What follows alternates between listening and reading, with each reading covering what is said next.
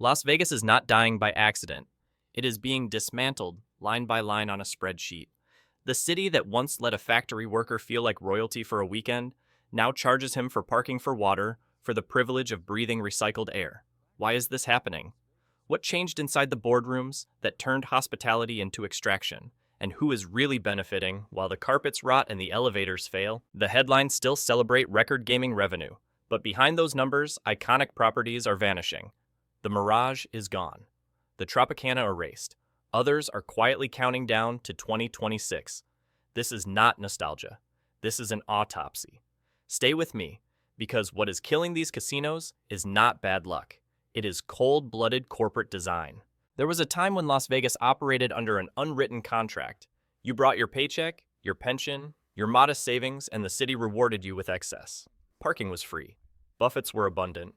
Dealers remembered your name. The margins were thinner, but the experience was thicker. Vegas understood something simple. If the guests felt valued, the money would follow. That philosophy built the skyline. Visionaries like Steve Wynn did not just construct hotels. They constructed illusions powerful enough to redefine an entire desert economy. The Strip was not simply a gambling corridor. It was a spectacle engineered to overwhelm you. Fire-breathing volcanoes, dancing fountains, themed kingdoms rising out of sand. It was capitalism dressed as fantasy. But somewhere between the late 2000s debt boom and the post-pandemic rebound, the ownership model changed. Independent operators gave way to massive corporate portfolios. Private equity firms entered quietly armed, not with grand architectural dreams, but with leverage ratios and quarterly targets. The objective shifted. The guest was no longer the center of the equation. Cash flow was. In the new Las Vegas, value is calculated differently. A resort is no longer judged by how unforgettable it feels. It is judged by how efficiently it extracts revenue per visitor. Resort fees detached from room rates, parking fees layered onto convenience, service reduced. Automation increased, costs trimmed to the bone. On paper, margins improved. On the casino floor, something else began to decay. This is the transformation most tourists sense but cannot articulate. They feel it in the long check-in lines, replaced by kiosks. They smell it in carpets that have absorbed decades of smoke without replacement. They see it in elevators that stall, because maintenance budgets were deferred another quarter. None of this appears in revenue headlines, but it appears everywhere else. The golden era of Las Vegas was built by risk-taking visionaries who reinvested aggressively to outdo one another. The modern era is managed by corporations servicing billions in debt obligated to shareholders who will never set foot in these hallways.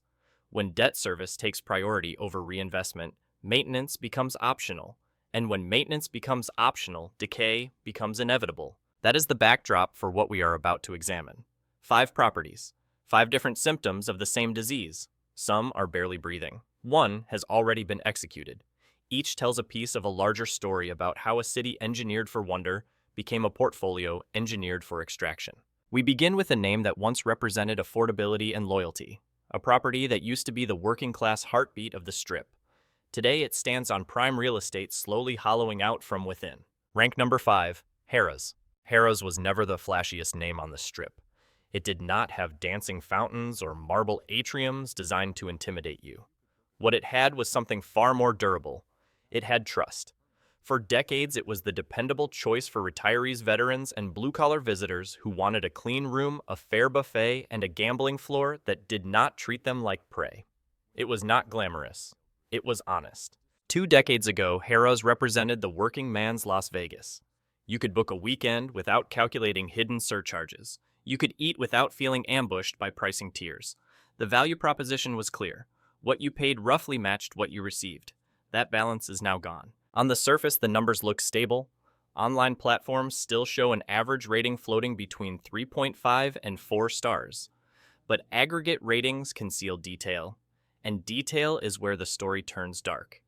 Guests describe stale smoke embedded deep into furniture that has not been replaced in years. Hallway carpets worn thin to the threads. Ventilation systems that seem exhausted as if they stopped fighting a decade ago. The property feels tired, not charmingly vintage, just tired. While the infrastructure stagnates, the pricing moves in the opposite direction. Room rates have been climbing roughly 10 to 15% annually. Some of that can be explained by citywide inflation and post-pandemic demand. But the anger does not come from base rates alone. It comes from the layers added afterward. A daily resort fee of $25 to $35, charges just to use amenities that were once included, a breakfast buffet pushing toward $40. This is where the collapse of value becomes obvious.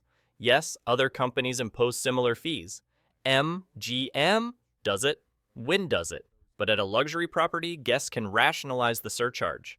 At Harrah's, the experience no longer justifies the premium. You are paying near Cadillac prices for what increasingly feels like a worn-out sedan. Why would a corporation allow a centrally located strip property to drift into mediocrity? The answer sits above the casino floor inside the financial structure of Caesars Entertainment. In 2024 and 2025, Caesars committed roughly $500 million to renovate the Horseshoe and upgrade flagship assets like Caesars Palace. Capital flowed toward properties that define the brand's luxury image. Harrah's, by contrast, received only minimal maintenance, enough to keep the lights on, not enough to reverse decay. In corporate language, this is portfolio prioritization. In human terms, it feels like abandonment. Harrah's has become an aging cash cow, a property expected to generate steady revenue to service corporate debt rather than secure its own future. Reinvestment is selective. Extraction is consistent. The impact is measurable. According to trend data from the Nevada Gaming Control Board, the property's most loyal demographic, retirees and veterans, has been thinning. They are not disappearing from Las Vegas entirely. They are shifting downward, gravitating toward cheaper and more visibly worn alternatives, like Circus Circus. It is not a vote of confidence. It is a forced migration driven by shrinking perceived value. By 2026, Harrah's faces a narrow set of possibilities. It could be sold to reduce corporate liabilities. It could be gutted and rebranded as a non-gaming hotel to cut operating costs. Or it could continue this slow bleed extracting revenue while the building quietly deteriorates. In every scenario, the Harrah's that once embodied accessible hospitality is effectively gone. Its decline is not dramatic. There is no single catastrophic event, no implosion broadcast live on television. It is something colder, a gradual hollowing out, a strategic decision to harvest rather than heal. If Harrah's represents calculated neglect, the next property on our list tells a different story. One not of abandonment, but of obsolescence. A castle that once promised fairy tales, now standing as a monument to an era Las Vegas has decided it no longer needs. If Harrah's is fading through quiet neglect, Excalibur is decaying in plain sight. When Excalibur opened in 1990, it was not subtle. It was loud, theatrical, unapologetically themed. A medieval castle rising from the desert, complete with bright turrets and a drawbridge promising families a fantasy escape. This was the era when Las Vegas believed it could reinvent itself as a family destination. The castle symbolized that ambition. It told Middle America that Vegas was no longer just smoky gambling halls. It was spectacle for everyone. But walk into Excalibur in 2025, and the illusion fractures almost immediately. The colors are still there, but they feel faded. The lobby is busy, yet something feels off. The air carries a heavy mix of industrial cleaner and decades of embedded cigarette smoke. Carpets look compressed beyond recovery. Elevators move slowly when they move at all. Guests frequently report long waits, mechanical failures, and overcrowded rides that feel more like endurance tests than convenience. Inside the towers, time appears frozen. Furniture shows chips and scuffs that routine refurbishment should have eliminated years ago. Bathroom fixtures have yellowed. Decor that once felt whimsical now feels outdated. This is not vintage charm.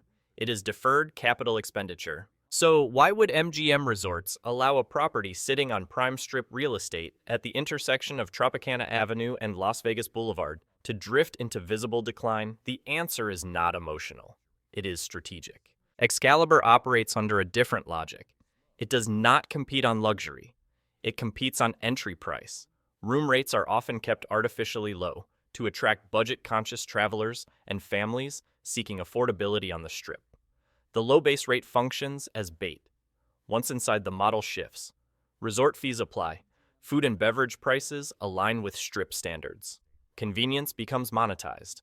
The margin is recovered not through excellence, but through volume and ancillary charges. Meanwhile, meaningful renovation spending has remained minimal for years. Large-scale capital investments are directed elsewhere in the MGM portfolio toward properties that define the company's premium brand identity. Excalibur survives on maintenance rather than transformation.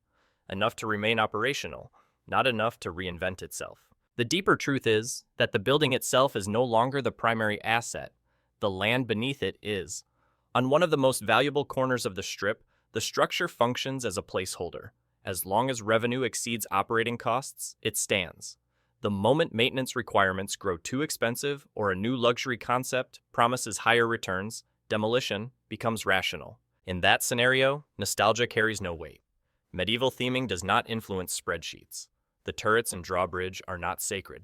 They are depreciating structures sitting on appreciating dirt. Excalibur is not being saved for its history.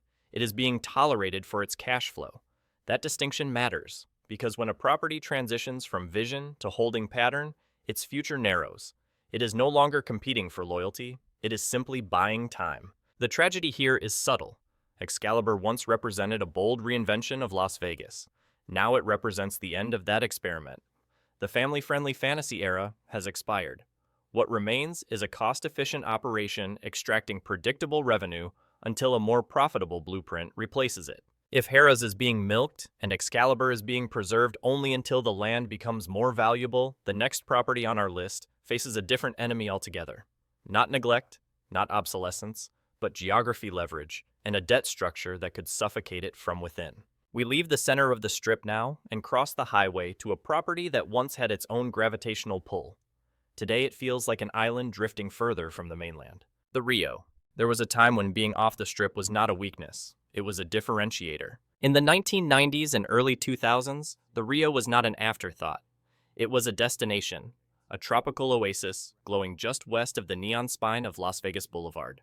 Locals embraced it, tourists made the deliberate trip, and every summer the most important names in professional gambling gathered under its roof for the World Series of Poker. For nearly 2 decades, that tournament was not just an event. It was oxygen. It brought millions in direct spending and something even more valuable, prestige. Cameras broadcast from its halls. High-stakes drama unfolded at its tables. The Rio became synonymous with competitive poker. Its identity was anchored to that ritual. Then, in 2022, the World Series of Poker moved to the Horseshoe on the Strip. When it left, it did not just take tables and chips. It took the soul of the building. The steady seasonal surge of players and spectators vanished. The energy dissipated, and what remained was a large aging property physically separated from the Strip by the I-15 highway. In a city engineered around convenience and foot traffic, distance matters. On the Strip, you can wander from one property into another almost by accident. At the Rio, no one arrives accidentally. You must choose it. You must drive there. And in 2025, fewer and fewer visitors are making that choice. The new owners' Dreamscape companies understood the urgency. They purchased the Rio from Caesars and announced a sweeping renovation. The Ipanema Tower began receiving upgrades, fresh paint, new carpets, modernized rooms. The messaging was clear. This would be a revival, a renaissance for an overlooked property. But renovation requires capital, and capital in a high-interest rate environment is expensive. To fund this transformation, Dreamscape secured a $176 million C-PACE loan. For most casual observers, that might sound like a standard financing move. It is not. CPAC, or Commercial Property Assessed Clean Energy Financing, attaches a lien directly to the property itself. The debt is repaid through property tax assessments. It functions less like a flexible business loan and more like a rigid obligation that sits on top of the asset. Think of it as a second mortgage with amplified pressure. Every dollar the Rio generates now competes against debt service. Revenue is no longer just about operations, payroll, and marketing. It is about survival. This creates a dangerous equation. If occupancy dips, if gaming revenue underperforms, if local traffic fails to rebound, the fixed financial obligations remain. And that is where geography returns as a problem. Off-strip isolation makes organic foot traffic nearly impossible. The Rio must actively convince guests to cross the highway. It must re-earn trust from locals who remember years of deferred maintenance under Caesars. They remember broken slot machines. They remember declining room quality. They remember the closure of the once famous buffet. Trust in Las Vegas is currency, and once spent, it is costly to rebuild. Dreamscape is attempting to reverse years of decay while carrying significant leverage. If the turnaround succeeds, the Rio becomes a case study in disciplined revival. If it fails, that $176 million obligation transforms from lifeline to noose. Bankruptcy would not be dramatic. It would be mathematical. The Rio teaches a harsh lesson about modern Las Vegas. Ambition without location is risky. Renovation without margin for error is dangerous. And leverage in an uncertain tourism environment is unforgiving. If the Rio is struggling because it stands too far from the Strip's gravitational pull, our next property sits directly in the center of it. It has visibility, it has history, it has land value, and yet it is decaying faster than almost any other. Because its problem is not isolation, it is extraction. We move north now, to a property that once represented affordable joy for working-class families across America. Circus Circus. For millions of Americans who grew up in the 70s and 80s, Circus Circus was not just another casino. It was a rite of passage. It was where parents on modest incomes could bring their children and still feel part of the Vegas dream. Carnival games, cheap rooms, a sense that this city, at least in one corner, still belonged to ordinary people. Today, that illusion has collapsed. Walk through Circus Circus in 2025 and the transformation is impossible to ignore. The property no longer feels like a family playground.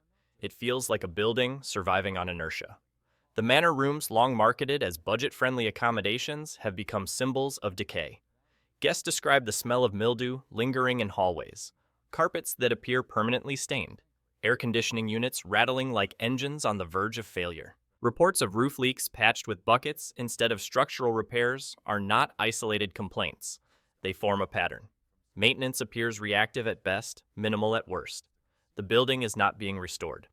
It is being sustained just enough to remain open. But physical deterioration is only part of the story. The more troubling issue is security. Throughout 2024 and into 2025, Circus Circus has faced repeated reports of theft altercations and a general atmosphere of instability after dark. When a property reduces staffing to cut payroll costs, security often becomes one of the first casualties. And when security weakens, the consequences are immediate. Guests do not just feel disappointed, they feel unsafe. This shift did not happen in a vacuum. In 2019, billionaire Phil Ruffin acquired Circus Circus from MGM Resorts. Under his ownership, the operating philosophy appears starkly pragmatic. Keep costs as low as possible. Avoid heavy capital expenditure. Extract whatever profit the property can still generate from budget travelers who are drawn by low headline room rates. It is a strategy that prioritizes short-term margin over long-term reputation. Circus Circus sits on a vast stretch of valuable North Strip land. The underlying real estate holds immense potential. From a purely financial standpoint, the building itself may matter less than the acreage beneath it. As long as revenue continues to exceed bare-bones operating costs, the property can function as a cash-generating asset. When that equation flips, demolition becomes a rational option. This is the uncomfortable truth. Circus Circus is being operated less like a cherished institution and more like a used car being driven until the engine fails. Every deferred repair increases long-term liability. Every cut in staffing erodes trust. Every negative review compounds reputational damage. And yet the extraction continues. What makes this particularly painful is its symbolism. Circus Circus was the last affordable refuge for working-class families on the Strip. Watching it decay sends a message that affordability itself is no longer a priority.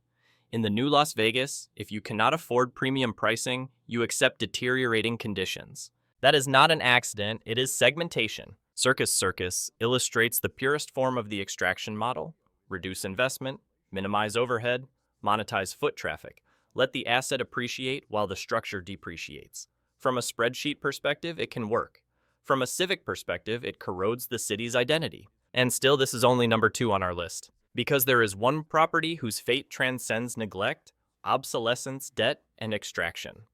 A property whose closure did not signal decline, but execution. To understand the full collapse of the Vegas dream, we must stand where a volcano once erupted against the desert sky. The Mirage. To understand why the Mirage matters, you have to rewind to 1989. When Steve Wynn opened the Mirage, he did not simply debut another casino. He rewrote the blueprint for modern Las Vegas. Before the Mirage, the city was largely defined by gambling floors and low-cost enticements.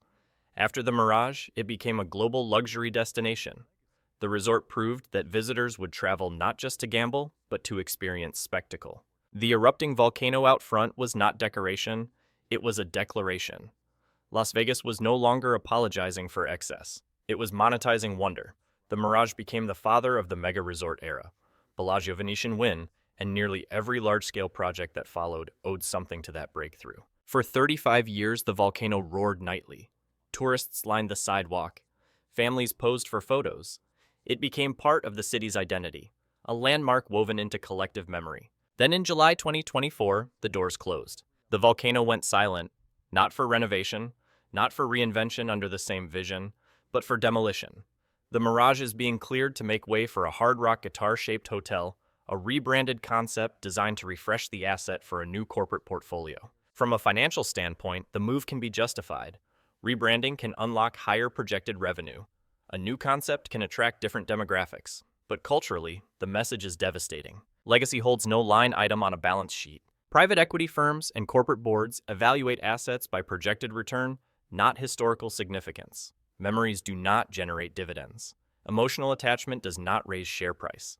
In that logic, even the property that invented modern Las Vegas becomes replaceable. The execution of the Mirage sends a chilling signal to every other aging resort on the Strip. If the most historically important property of its generation can be erased to optimize a portfolio, then no structure is protected by nostalgia. Not Harrah's, not Excalibur, not the Rio, not even Circus Circus. If the king can be killed, the rest are simply awaiting their turn. This is the final lesson of our investigation.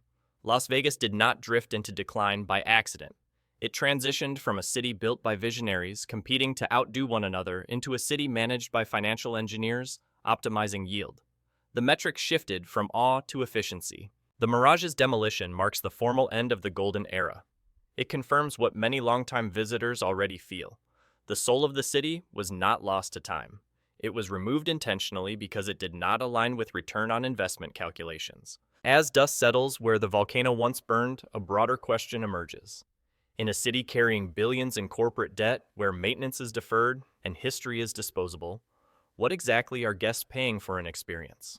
Or access to an extraction system refined to the dollar? These 5 properties are not isolated failures. They are symptoms. Each reflects a different expression of the same structural shift: neglect, obsolescence, leverage, extraction, execution. The Las Vegas built on audacity and reinvention has been replaced by one governed by quarterly earnings and land appreciation. To corporate owners, casinos are no longer dreams. They are depreciating structures sitting on appreciating ground. So before you book your next trip, ask yourself one final question. Is Las Vegas still a playground? Or has it become a trap designed to monetize every step you take? In this new era, nothing is sacred. Not history, not loyalty, not even the volcano that once defined the skyline. Watch your wallet.